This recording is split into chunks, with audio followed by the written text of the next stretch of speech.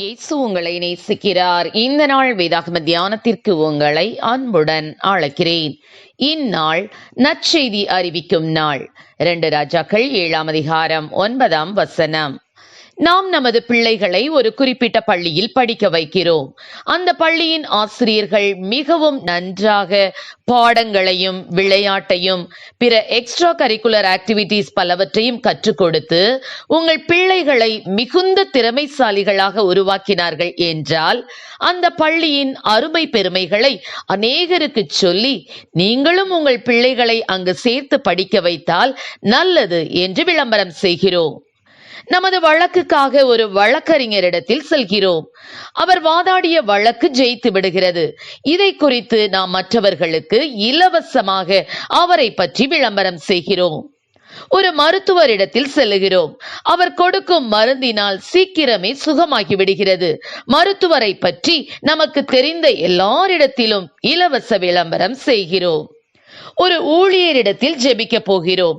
அந்த ஜெபத்தின் மூலமாக நமது விண்ணப்பங்களுக்கு பதில் கிடைத்தால் அவரை பற்றியும் அந்த சபையை பற்றியும் எல்லோருக்கும் சொல்லுகிறோம். ஆனால் அதே வேளையில் கர்த்தர் செய்த நன்மைகளை எண்ணி நன்றி செலுத்தி அவரை அநேகருக்கு சொல்லுகிறோமா என சிந்தித்து பார்க்க வேண்டும். ஆம், எனக்கு அருமையானவர்களே, 2 ராஜாக்கள் 7ஆம் அதிகாரத்தில் ஒரு சம்பவம் குறிப்பிடப்பட்டுள்ளது. சமாரியாவிலே கடுமையான பஞ்சம். அதனாலே அங்குள்ள பெண்கள் தங்கள் பிள்ளைகளை கொன்று அவித்து சாப்பிட்டார்கள். இப்படிப்பட்ட அந்த சூழ்நிலையில் எலிசா தீர்க்கதரிசி சொன்ன கர்த்தருடைய வார்த்தையை கேளுங்கள். நாளை இந்நேரத்தில் சமாரியாவின் வாசலிலே 1 மரக்கால் கோதுமை மா 1 சேக்கலுக்கும் 2 மரக்கால் வார் கோதுமை 1 சேக்கலுக்கும் விற்கப்படும் என்று கர்த்தர் சொல்லுகிறார் என்றான். அப்பொழுது ராஜாவுக்கு கையிலாக கொடுக்கிற பிரதானி ஒருவன் தேவனுடைய மனுஷனுக்கு பிரதியுத்தரமாக, இதோ கர்த்தர் வானத்திலே மதகுகளை உண்டாக்கினாலும் இப்படி நடக்குமா என்றான். அதற்கு அவன், உன்னுடைய கண்களினாலே அதை காண்பாய், ஆனாலும் அதிலே சாப்பிட மாட்டாய் என்றான். என்ன நடந்தது தெரியுமா?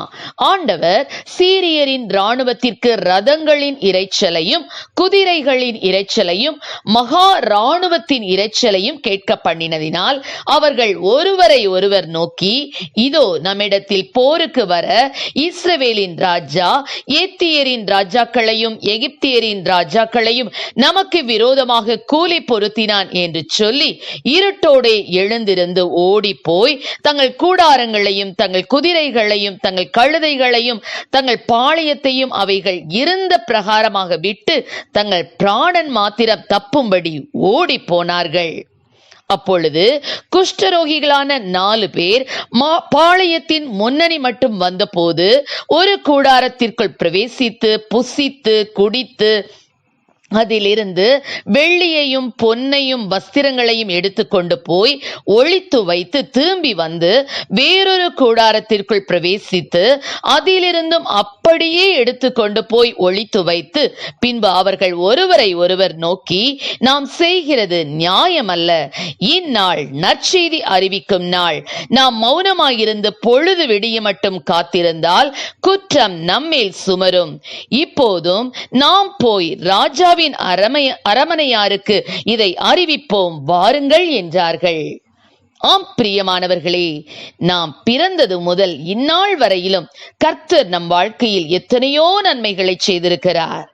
திறவுண்ட வாசல் அடைபடும் முன் நற்செய்தி அறிவிப்போம். கர்த்தர் நம்மை ஆசீர்வதிப்பாராக. ஆமென். ஜெபம். எங்களை அதிகமாய் நேசித்து வழிநடத்துகிறீங்களா அன்பின் பரலோக பிதாவே, அப்பா ஸ்தோத்திரம் ஆண்டவரே. திறந்த வாசலை கொடுத்திருக்கிற நாட்களிலே ஆண்டவரே நாங்கள் பெற்ற நன்மைகளை அநேகருக்கு எடுத்துச் செல்லக்கூடிய கிருபைகளை கொடுப்பீராக ராஜா.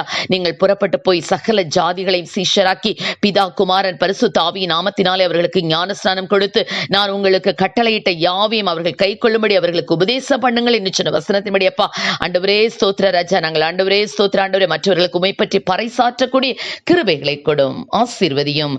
இயேசுவின் நாமத்தில் ஜெபிக்கிறோம் நல்ல பிதாவே. ஆமென்.